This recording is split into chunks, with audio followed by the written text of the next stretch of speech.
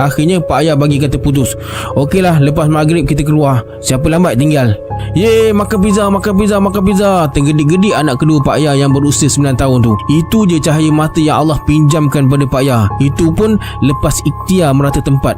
Lepas 8 tahun menikah baru keluar anak sulung perempuan. Lepas 3 tahun menyusul pula adiknya yang lelaki. Selesai maghrib, mereka 4 beranak bersiap sedia dekat tengah rumah. Biarkan lampu hall tu menyala, sekejap lagi nak masuk tak gelap sangat, kata Pak Ayah pada Mariam yang tengah tutup lampu bilik dan dapur. Lepas kunci pintu rumah, mereka menampak turun bawah ikut tangga. Kuartus tu tak ada lift. Kau penat ke, sakit lutut ke, sila naik tangga. Perjalanan ke Pizza Hut tu tak lama pun, 15 minit dah sampai. Anak-anak Pak Ayah terkenyir-kenyir dapat makan pizza. Bini Pak Ayah tersenyum je sebab Pak Ayah yang kena belanja, walaupun voucher tu dia yang punya.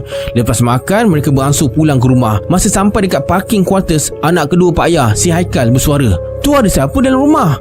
Pak Ayah tak ambil pusing pun sebab tengah ghostan kereta nak masuk parking. Takut terlanggar tembok dekat belakang. Mariam pula tengah sibuk beli handphone. "Ayah, tu ada siapa dalam rumah kita?" Sekali lagi Haikal ulang soalan yang sama. "Mana?" "Tu dekat tepi tingkap." Pak Ayah duduk atas tengok rumah dia. Tak nampak apa pun, kosong je tingkap tu. Betul lah ada orang, rumah orang lain kot. "Betul ke blok kita ni?" kata Mariam.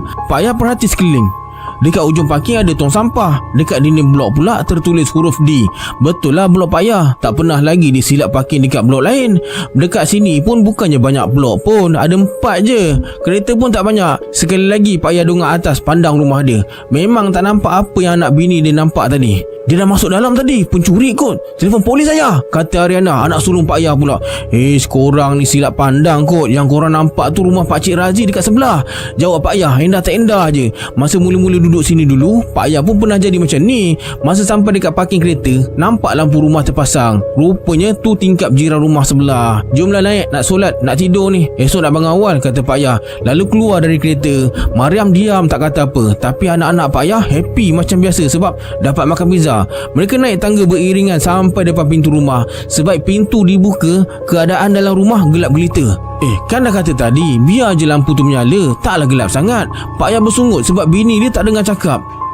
Memang biar pun tadi. Kan Yana? Umi biar lampu ni terbuka kan?